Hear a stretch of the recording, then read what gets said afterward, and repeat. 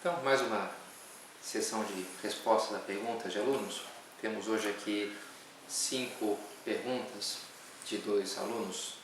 Primeiro 3 do Michael. Bom dia, Padre Pedro. Tenho 3 perguntas. Na aula sexta, foi dito de como se criou o obstáculo de crer na existência de Deus no deslocamento da esperança para a tecnologia, desenvolvimento científico, né?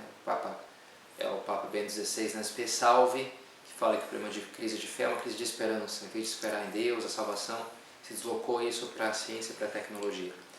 Agora, por que esse obstáculo na sociedade atual, uma vez que se viu a crise histórica da razão com todas as suas consequências destrutivas? Se a igreja, se o mundo teve essa decepção com a razão, com a tecnologia, com as bombas atômicas, então como é que isso continua?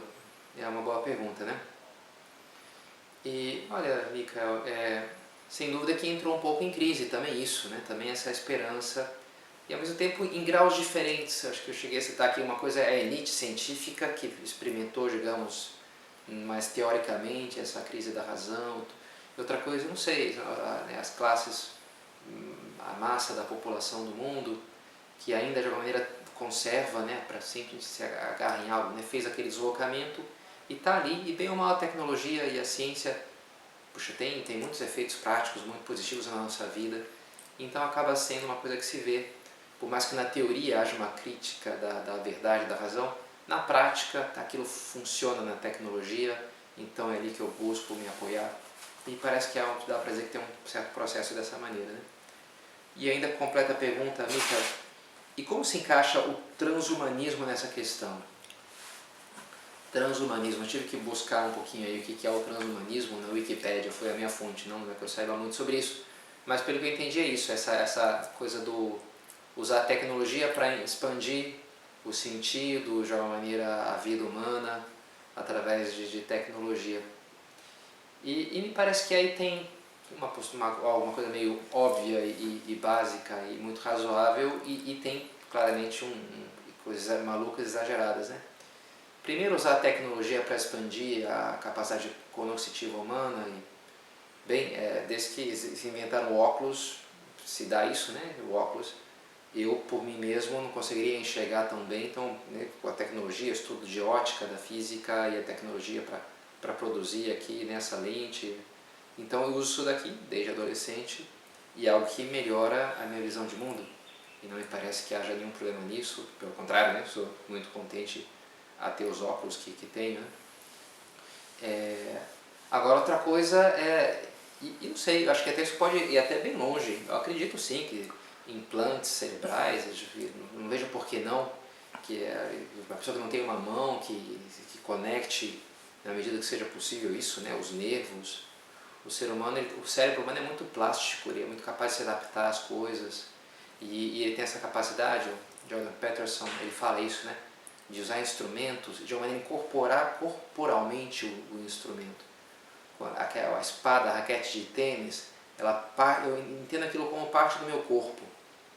Ele fala, por exemplo, que está dirigindo, alguém bate no carro, a gente sente que está agredindo a nós mesmos, como se fosse o nosso corpo, que o carro ele se torna uma extensão do corpo.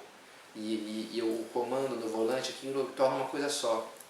Tem a ver com o cérebro, da maneira como a gente usa também os nossos membros, né, as mãos e os pés, e a gente consegue aplicar, expandir isso para coisas mais além do meu corpo, mas que de maneira tão em contato com ele, né, eu entendo aquilo, eu sou o todo, né, da minha roupa, da chuteira, aquilo sou eu de alguma maneira, né?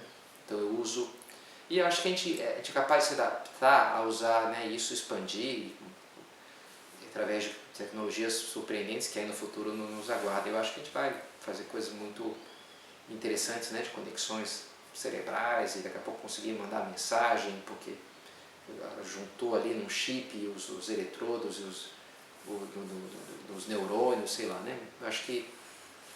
Agora outra coisa, eu acho que a gente pode sim, é o futurismo, né? O que vai acontecer, o que não vai acontecer, é chute, não é verdade? Alguma coisa um pouco mais embasada em ciência, outra mais na imaginação.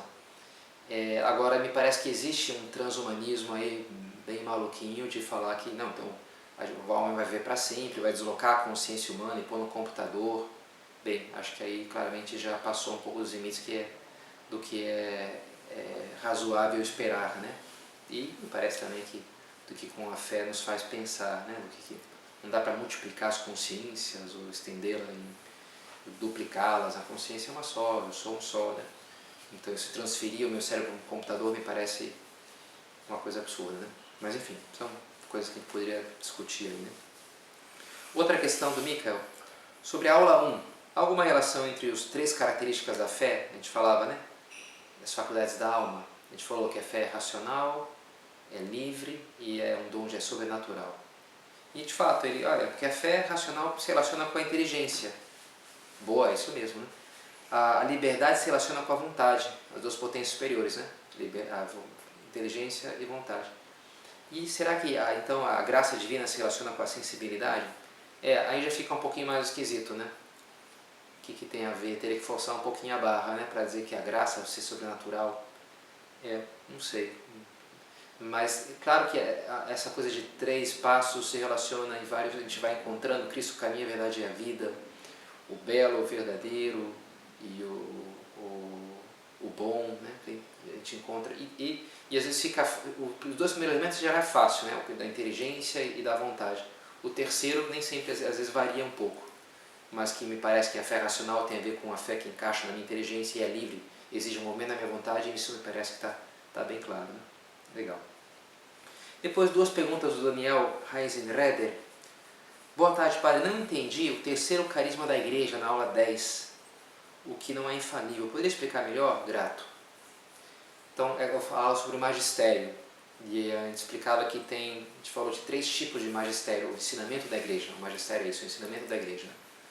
Que tem o extraordinário, o solene, que é quando o Papa, quando o concílio proclama uma doutrina, o Papa é cátedra, então aquilo já é infalível, né? Preciso ter sentimento de fé.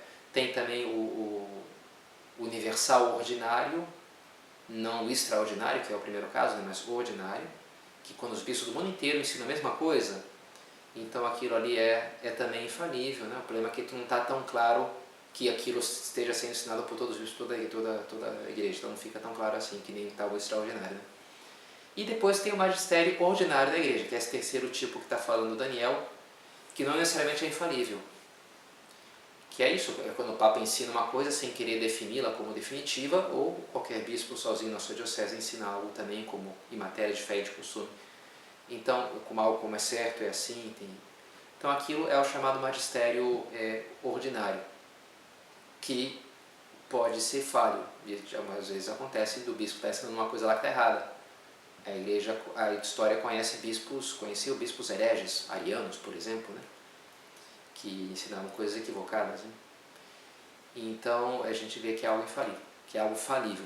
Mas aí então eu citei um documento do Papa João Paulo II que fala, nesses casos é preciso que se pede ao fiel católico o obséquio religioso da vontade e do intelecto.